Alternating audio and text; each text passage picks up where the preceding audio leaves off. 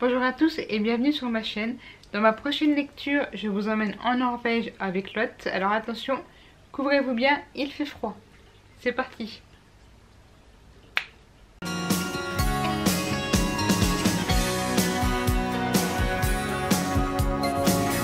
Ma dernière lecture, c'est donc Je m'appelle Lot, j'ai 8 ans de Anne Berridge aux éditions 10-18. Et Lot, Lottie, voilà, je me suis dit ça correspond bien à mon pseudo YouTube. Et en fait, donc ça change des thrillers. Et ce livre m'a beaucoup touchée par son sujet et par la manière dont il est écrit. Et je vais essayer de vous raconter un petit peu de quoi ça parle et la manière dont je l'ai ressenti. Ce roman se passe en Norvège dans les années 60. Et nous suivons donc Lot, donc, qui a 8 ans. Jusque-là, je ne vous apprends rien. Qui va subir le divorce de ses parents. Voilà, ses parents vont divorcer, ils vont se séparer. Et le père va partir, va quitter sa mère pour aller rejoindre une nouvelle femme. Voilà, donc il les abandonne et il part rejoindre une nouvelle personne. Et il laisse Lot et sa maman toutes seules. Et donc, sa mère tombe dans une sorte de dépression. Son père n'est plus là. Et Lot se retrouve dans quelque chose qu'elle ne comprend pas. Et donc dans ce roman, ce que j'ai trouvé très touchant, c'est que nous suivons en permanence le point de vue de Lot. Voilà, on est en permanence dans la tête de cette petite fille de 8 ans qui est très intelligente, très hypersensible, qui comprend tout ce qui se passe autour d'elle. Et attention, il faut savoir qu'à l'époque, à cette période, dans les années 60, et apparemment dans ce genre de pays, et même partout ailleurs, mais à l'époque surtout, le divorce c'était quelque chose de très dur à assumer, c'était quelque chose de douteux, c'était un peu quelque chose de très difficile, on n'en parlait pas. Et du coup, Lot en subit les conséquences, puisque à l'école, ses amis la laissent tomber. Ses amis avec qui elle s'entendait bien commencent à lui faire des petites misères, à l'abandonner. Elle se retrouve parachutée de temps en temps chez sa grand-mère pour que sa mère puisse s'organiser, parce que sa mère tombe dans une dépression totale et n'arrive pas à suivre. Et dans la tête de Lot, ce qu'elle ne comprend pas, c'est si maman est malheureuse et si papa est parti, mais que finalement le peu de temps, parce que dans le roman, Lot est amené à revoir son père de temps en temps avec sa nouvelle femme, et qui dit qu'il sait très bien que sa mère est malheureuse et qu'il en est bien embêté. Pour elle, la solution est simple, il suffit que ses parents se remettent ensemble et tout le monde sera content. Et c'est pas aussi facile, et Lot arrive à s'en rendre compte petit à petit que certaines choses sont indépendantes de sa volonté et qu'elle aura beau y mettre tous les efforts, tout le courage et toute la volonté possible, certaines décisions des adultes sont irrévocable et elle ne peut rien faire hormis subir. Et on voit surtout Lot voir sa mère qui est souvent en train de pleurer, qui n'arrive pas à refaire surface et qui perd totalement la tête et qui n'arrive plus très bien à s'occuper de sa fille, même si elle y met toute la volonté du monde aussi. Mais on sent la tristesse de sa mère et on sent Lot qui sent la tristesse de son entourage, de sa mère, de son père aussi, qui voit que sa mère ne va pas bien, qui est embêtée et qui explique à sa petite fille que les choses sont comme ça et qu'il est triste lui aussi de voir que les choses ne se passent pas bien et que malheureusement il ne peut rien y faire. Et Lot a du mal à comprendre, ce qui est tout à fait normal pour une petite fille de 8 ans, mais elle ne comprend pas pourquoi ça se répercute sur elle. C'est-à-dire qu'il y a certains moments où elle doit voir la nouvelle femme de sa mère et forcément ses nouveaux enfants. Et elle dit mais ce sont pas mes... Maintenant c'est son... Oh j'ai bégayé. Il est très tard, enfin il est très tard, il est tard. J'ai eu une journée un peu difficile, je suis un peu fatiguée, donc voilà. Vous me connaissez maintenant. Donc je disais...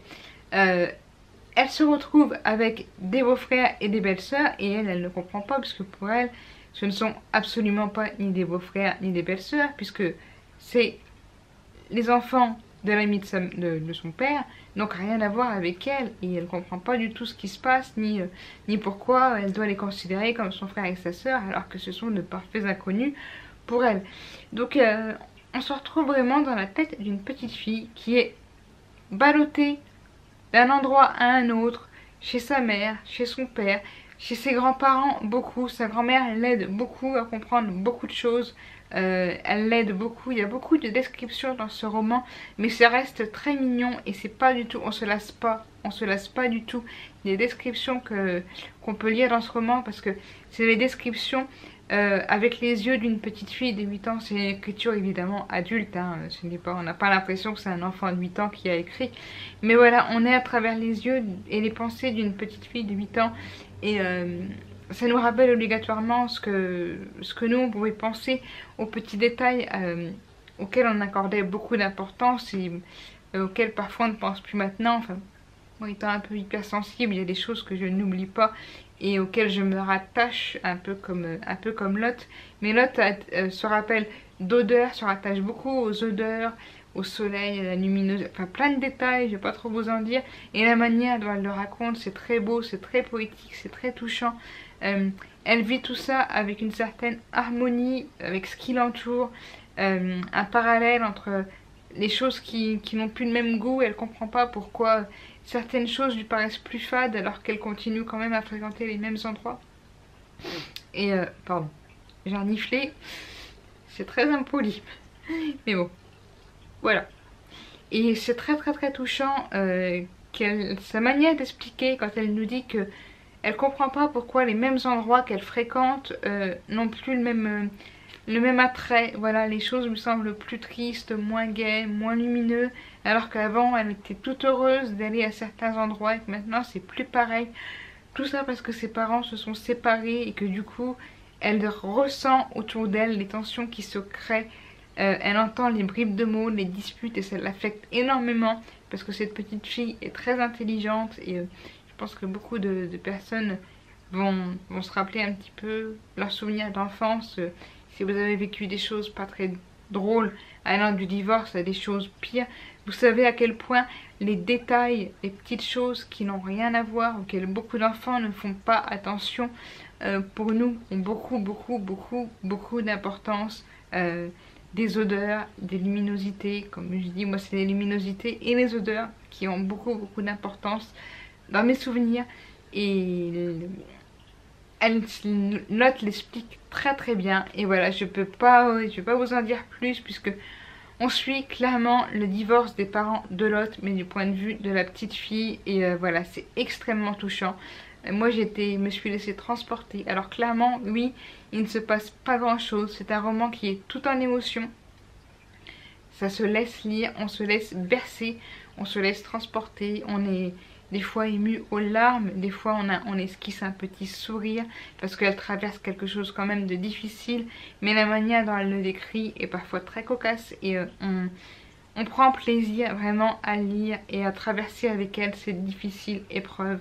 Et tous ces changements qui arrivent dans la vie de cette petite fille qui aurait tout donné pour continuer à vivre sa vie d'avant avec son papa et sa maman ensemble et qui doit traverser cette épreuve et qui le traverse d'une manière extrêmement courageuse, poétique et avec sa manière à elle de vous le raconter. Voilà, donc ça s'appelle Je m'appelle Lot et j'ai 8 ans. C'est de Anne Berridge aux éditions 10-18. Et voilà, c'est un livre qui n'est pas récent. Mais voilà, de temps en temps, je me suis dit, plutôt que de parler des livres qui sortent récemment, de temps en temps, sortir un petit livre de ma palle qui est depuis bien longtemps et vous en parler. Je me suis dit que c'était bien aussi, surtout quand je l'ai apprécié, ben, autant vous en parler et vous en faire part. Voilà, ben, comme d'habitude, si vous le connaissez, si vous avez envie de le lire, dites-moi tout ce que vous voulez en commentaire. Ça m'intéresse toujours et j'apprécie toujours vraiment d'échanger avec vous et je me répète à chaque fois, mais vos gentils retours me touchent énormément parce que voilà, je le dis à chaque fois, mais je le fais vraiment de manière naturelle et spontanée. J'essaye tout en étant le plus clair possible, en faisant les choses le mieux que je peux.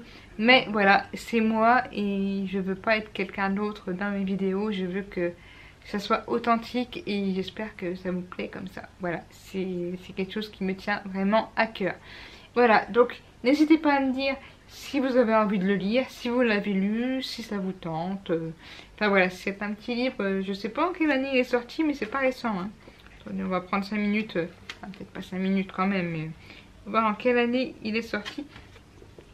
Donc en poche, apparemment, il est sorti en 2013. Donc vous voyez, il n'est pas récent, mais je pense qu'il est encore trouvable. Donc n'hésitez pas. Si vous voulez un... Alors je peux pas dire que c'est un roman feel good, hein, bien évidemment, parce que le sujet n'est pas très drôle. Mais voilà, c'est un roman qui se laisse lire. On est dans la tête d'une petite fille de 8 ans. Et voilà, et c'est plutôt mignon, c'est émouvant, ça change un petit peu la tête. Voilà, ça change un petit peu des thrillers et des enquêtes de police. Et j'en avais besoin en ce moment, donc ce roman tombait bien. Voilà, sur ce, je vous dis à très vite pour une prochaine vidéo. Prenez soin de vous. Voilà, je le dis souvent en ce moment parce que c'est important pour moi et je pense que c'est important pour tout le monde quand on passe des périodes plus ou moins difficiles. Donc prenez soin de vous, faites ce que vous aimez, profitez de la vie du mieux possible et surtout n'oubliez pas, always keep fighting. Bye.